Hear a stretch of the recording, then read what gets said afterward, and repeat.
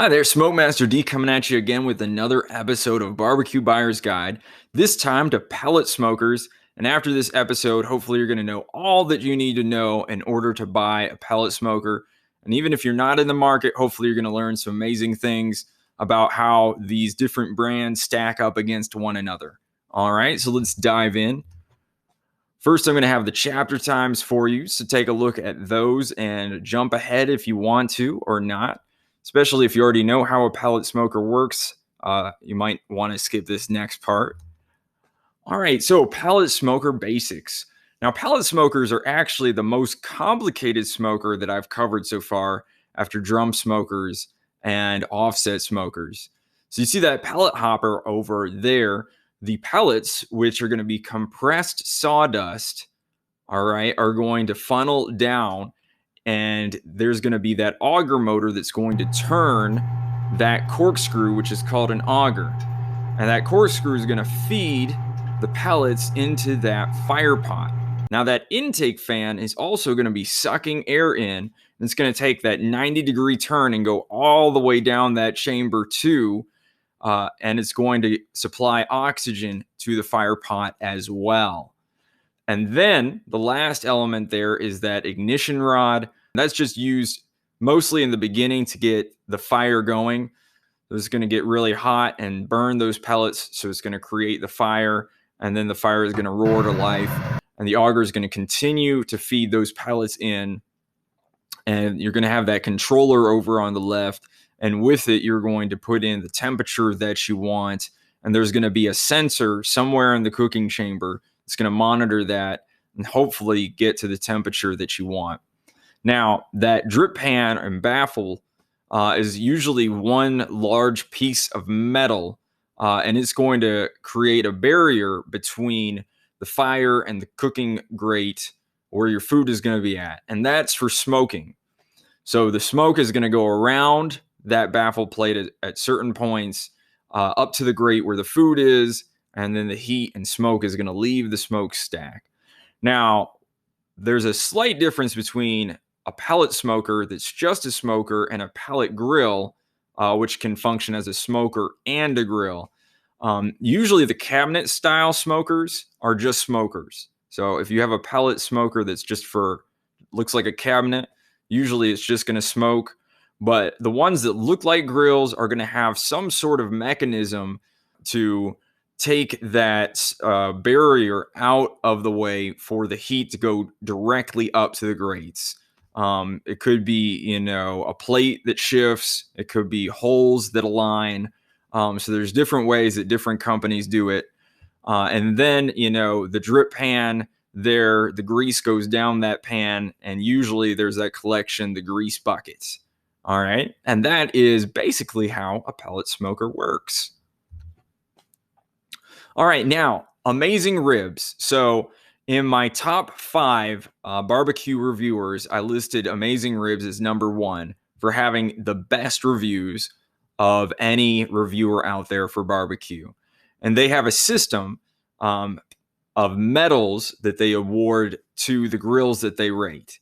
So it's 5 for platinum, 4 stars for gold, 3 for silver, 2 for bronze, and then 1 for not recommended. And I have taken all of their medal data and I have created some graphs for us to compare these brands.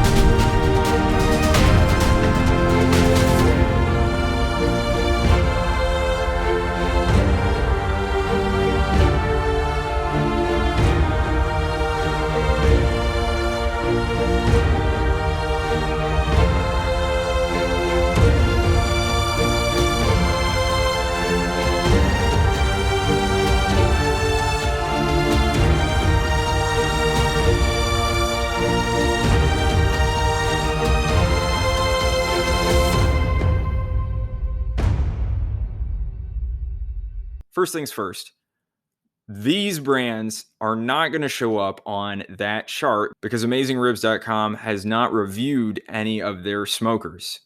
While AmazingRibs.com is a great resource, they can only review smokers so quickly.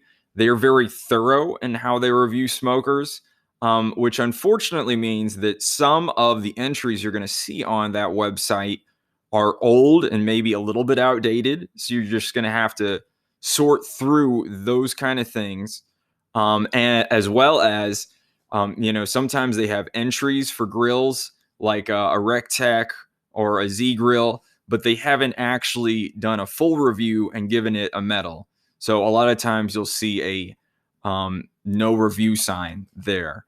But we're going to take the data that we can and we're going to see what we can make out of it. And this is the metal pedigree by brand. All right, so we see that Mak Grills has two grills that are both platinum. So Mak Grills is number one. Then Memphis Grills second at 4.3.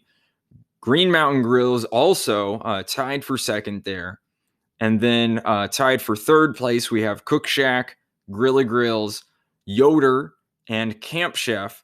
Now, Camp Chef has one grill that is a platinum, one that is, gold, and then one that's silver. So averaged all together, they are, 4. Then Smokin Brothers and Pits and Spits both have one that's also 4.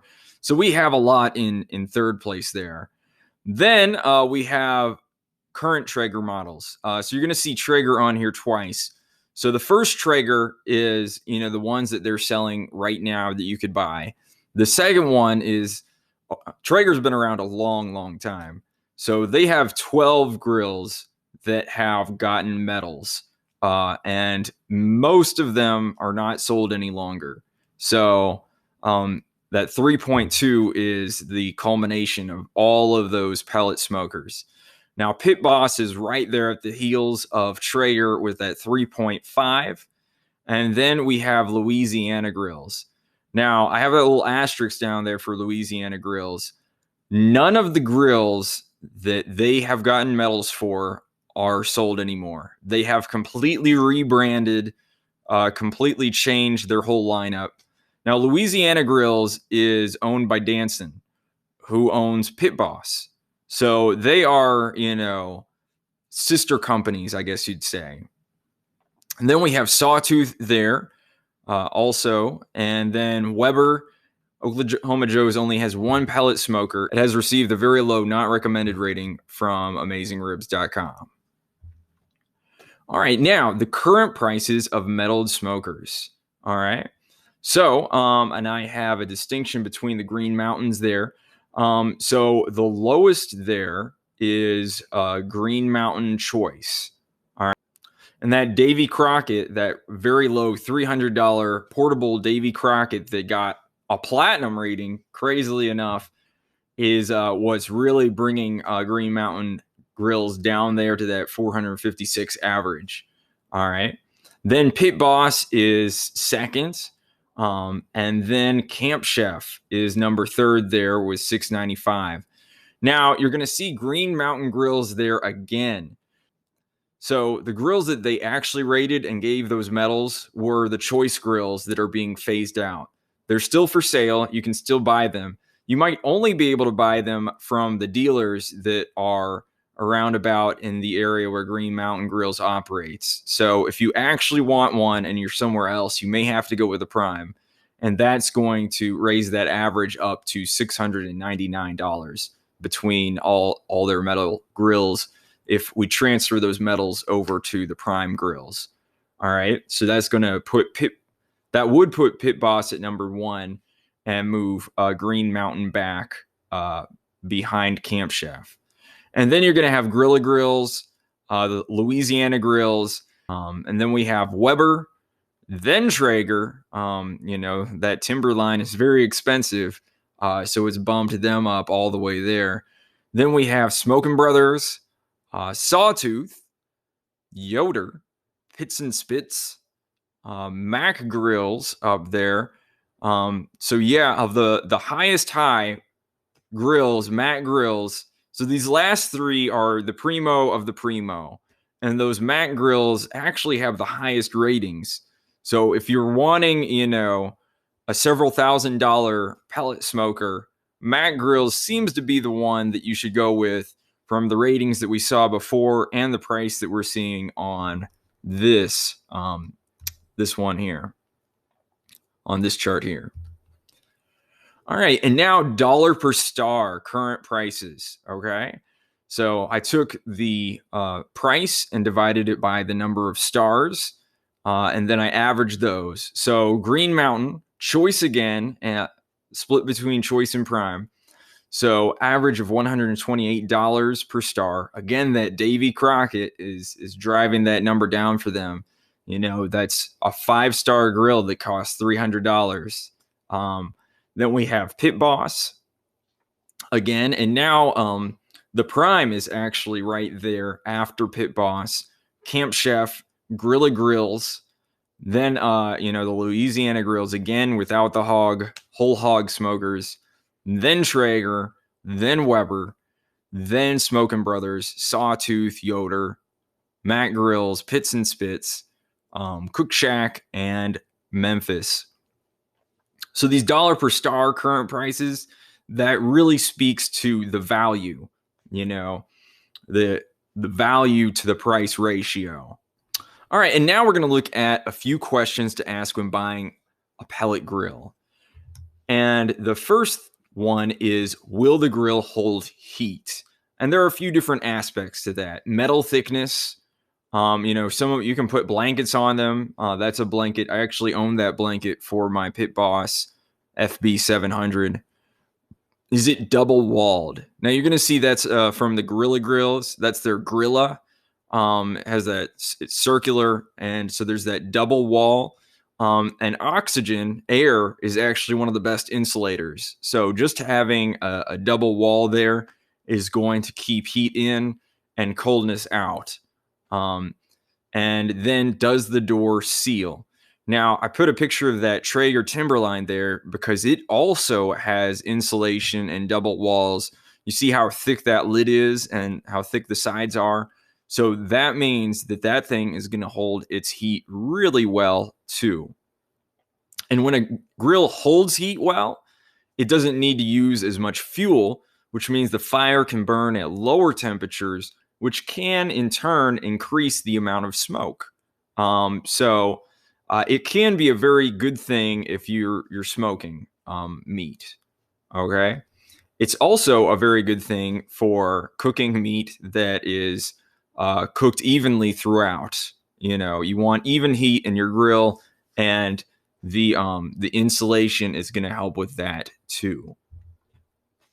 All right, and so let's take a look at building materials. So we talked about, insulation, that's obviously not insulation that's in a grill, but some of these, especially the high end, I think Cookshack, their grills have, trademark insulation inside. Most of the other grills, won't have that. Then we have carbon steel. So it's either going to have powder or porcelain coating. All right. And, if that coating gets scratched or whatever, the metal's going to rust. So that's basically what you have to understand there. That powder or that porcelain, it is going to protect that steel as long as it's in place. And when it's gone for whatever reason, rust is going to set in. Then we have stainless steel. So you see that stainless steel lid there. Now, Green Mountain Grills, they have 304 stainless steel, which is better. The 430 is magnetic. So you could stick a magnet onto a few of these brands, and I'm going to tell you which ones in the next slide. It does protect it some from corrosion, and it has heat resistance, but the 304 is better. Now, these grades, 430 and 304, the thing about those is what elements are used to make the alloy. So you're adding things like nickel and chromium, and just the composition of those is going to give the steel different properties. And 304 is considered to be better. Okay. All right. And this is metal thickness in millimeters. All right. So first we have Pits and Spits up there and Yoder. Now, the thing about these two companies is that they are known for creating offset smokers in which, the thickness of the metal is really a big part of it. So they're sort of in that mindset, we're going to keep the heat in with really thick metal. And it works, So that works for Pits and Spits and Yoder Smokers. But you're going to notice there on the right-hand side that we're going to have like the Cookshack there. It's a really, really expensive smoker, but that 1.27 millimeters or 1.58 millimeters is going to be that 304 stainless steel, and in between two layers of that, they're going to have their insulation. So just because it's lower down on the list doesn't mean that it has worse heat retention. Okay. And then we have that Grilla Grills there. It has, a combination of thick metal, and the bottom part of the chamber is going to have that double wall. Okay. So the bottom double wall, I don't believe that their lids have double walls, but just having it around the firebox where you want to have that fire that can, be maybe at a lower temperature, that is really helpful. Then we have Louisiana Grills at 2, Green Mountain Grills, 2 millimeters. Their lids are 2.4, so that's a little bit thicker. Now, a lot of grills will have a thicker lid just to keep that heat in, especially when you're opening the lid, and you close it back. You want that temperature to get back to where it was really quickly. So having a heavier lid can help with that.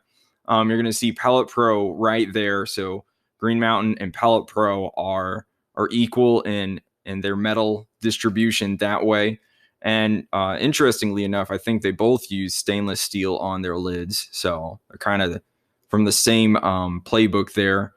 Down there, there's that note that their cabinet smoker has the double wall as well. And in fact, most of the cabinet style smokers are going to have some sort of double wall to keep that heat in, just because that's a design feature that is needed for that sort of smoker.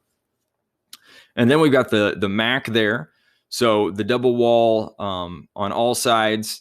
I think, when I say all sides, I don't actually mean the bottom. Heat rises, so that's not really a necessary thing. Stainless steel on all sides.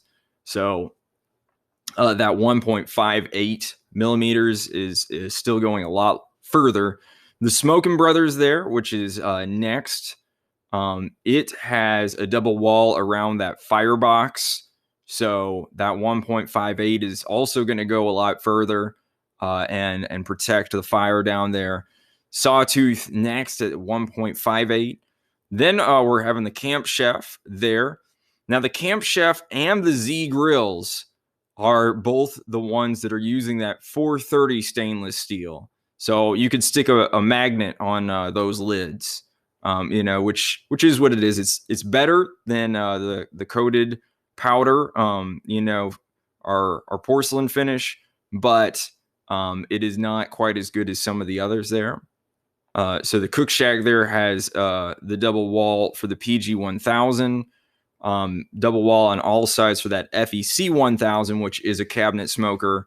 The PG 500 though doesn't have the double wall, but I'm sure it's a pretty good smoker too. The Memphis Grills are going to have those double walls and the stainless steel on all sides. They're really a high level smoker. And then we have Pit Boss. So I measured the lid on my FB 700 and it was 2 millimeters. And the body was 1 millimeter. On their website, I think that they mentioned that it's a lot of their smokers have the 1.5. That's another thing. Not all the smokers may have the same thickness from a maker. Then the Z Grills there is with 1 and 2 millimeter steel components that they make. And then up there, you're going to see Traeger and Weber. I called both of those companies. They will not disclose the thickness of their metal. If you own one of those and you want to put it in the comments below, please, by all means, enlighten us to the thickness of their metal. Now, on that Weber, you are going to see double walls on the sides, not on the lid. And I'm not really sure about that, just having double walls on the sides. I think that's kind of a strange choice, but that's me. All right, and then here's Recteq. This is what they sent me. Apparently, they have different gauges of steel for every smoker that they have, which is really, I guess that's fine. You build to each one. We remember that the gauges, the smaller the number, the thicker the metal. So that RT700 has that 2 millimeter, and the lid is a very thick 4.37 millimeter. So there you go there with Recteq. All right, and then the next question we're going to ask, how many square inches? Now, this is a really strange portion of this guide. So I was on Yoder's website. I was looking at their grills, and the YS480S. I looked at the grates, and I started looking at the grate sizes. I calculated the square inches, and they didn't add up to the number that they said. They said that it had 800 inches. So I emailed the company. They emailed me back, and I pushed them a little bit further. And this is the reply that they gave me. These are the maximum sizes. The main grate cooking area is 477 inches. The upper cooking rack is the 316. The total is 793. We rounded up to 800. Part of that just doesn't really sit very well with me, that they are saying 800 instead of 793. Part of our discussion was, they call them call outs and clearance.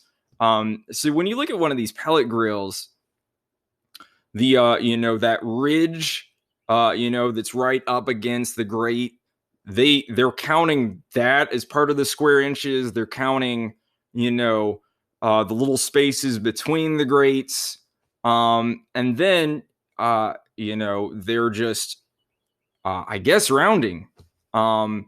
They said further in their email that 800 number is a guide or a reference. I really think Yoder should put an asterisk next to that 800 on their website. That's my opinion. To be fair to them, when I was looking at their Wichita Fully Loaded, they actually rounded down to 1610. It actually has more space than that. So they are being fair in the way that they are being fair in the way they're doing their referencing. All right. But yeah, I feel like accuracy is better in that situation. And then here's that Traeger Timberline. You can add the numbers right there. This is from barbecueguys.com, where they're selling this smoker. 366 plus 308 equals 674. And they're saying that it has 850 square inches of cooking space. I don't know how they get that number, and the other thing is, if you go to Pit Boss and Traeger's websites, they don't have the grate dimensions. They left those off. So, you really have no idea if the area that they're telling you in square inches is true or not. But it is a guide, and there has to be some space there for grilling. But it's just something to keep in mind.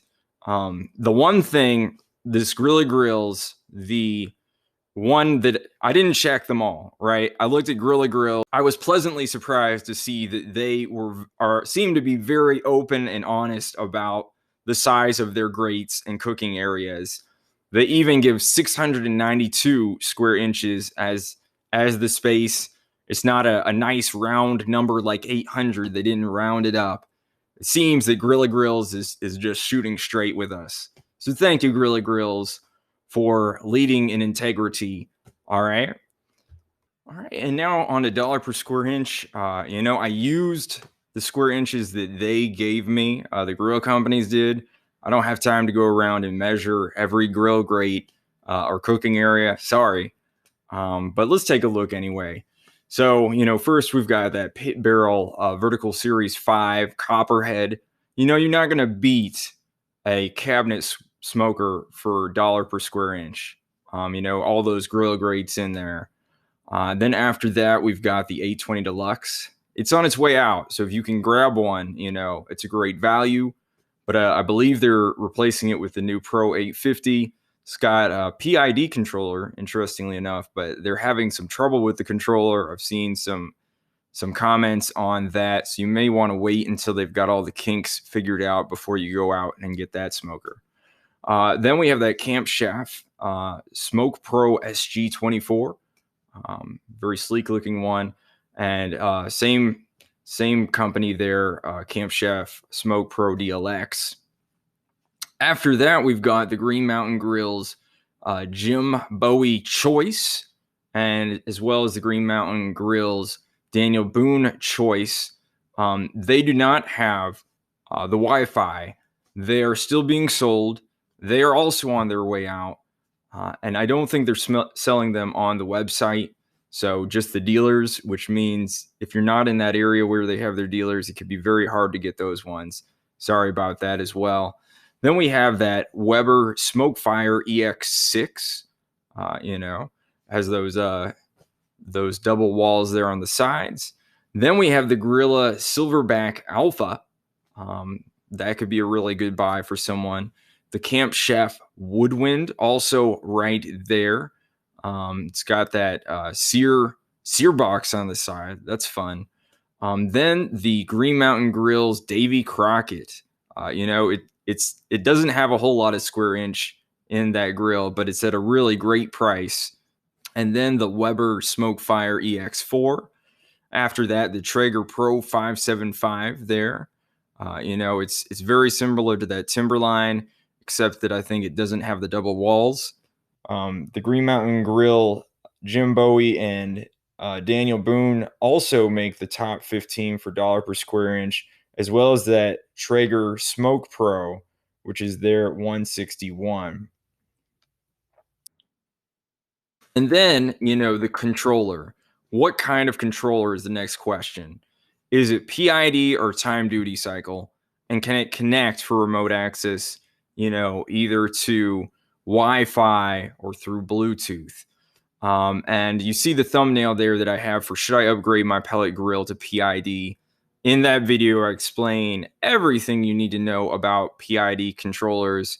But the short version is that PID is more exact on temperature, but produces less smoke.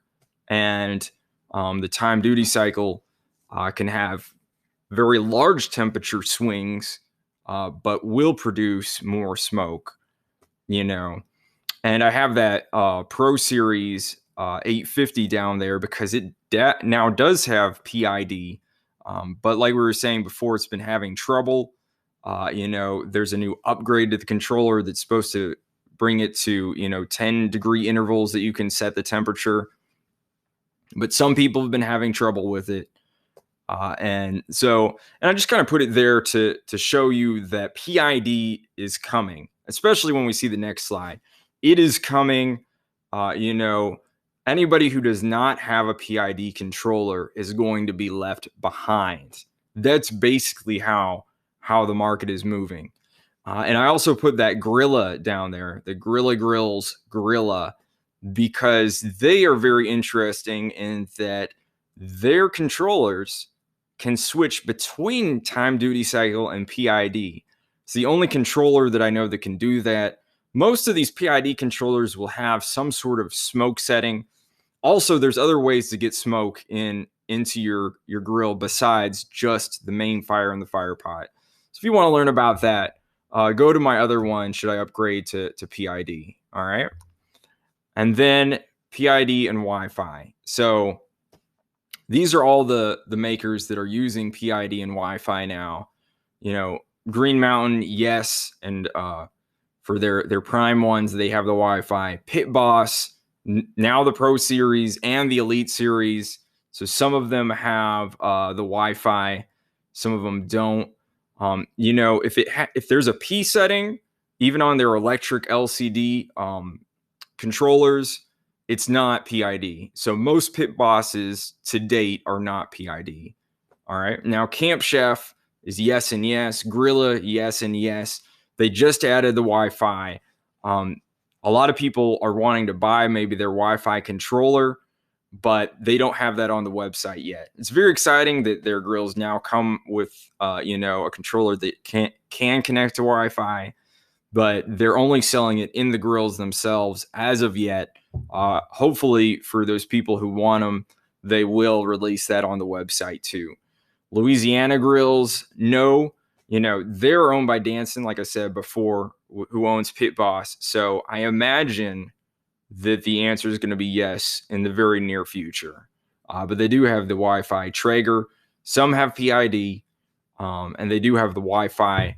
In fact, they invented Wi-Fi in pellet smokers. Traeger did. Smokin Brothers, yes and yes. They sell their controller. Weber, yes and yes. Sawtooth, yes, and it's upgradable to get Wi-Fi. Mak Grills, yes and yes. Pits and Spits, yes and yes. Cookshack, they're the primo, pellet smokers, so it's not really a surprise. Memphis, yes and yes too. Yoder, no. Now, this is an interesting case because they built their own controller from the ground up, and they think that it works better maybe than PID.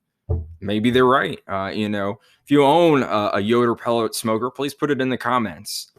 They very well may have it figured out. And a lot of these other companies that have the PID controllers, they don't do it in-house like Yoder is doing theirs in-house. They get another company to do the PID controller for them. So, and that is a level of journalism that I have not yet aspired to figure out who has what. This Pit Boss controller that they have on the Pro, it's made by another company. They don't make it themselves. And maybe there are several other companies using the same company for their PID controller. You just don't know. I don't know. Pellet Pro, they made their own controller. So they're yes, and the Wi-Fi is available. Recteq, yes and yes. Z Grills, yes. And that yes is a very new yes. Z Grills, just within maybe the last week, they got PID on their new grills. But the Wi-Fi, I think, is still a no. Cuisinart, no for PID. And Bluetooth is the way that you can connect to theirs. All right. Lastly, we're going to ask, how good is the airflow? And I did this episode on upgrading with Smoke Daddy. How strong is the fan? How many holes are in the burn pot?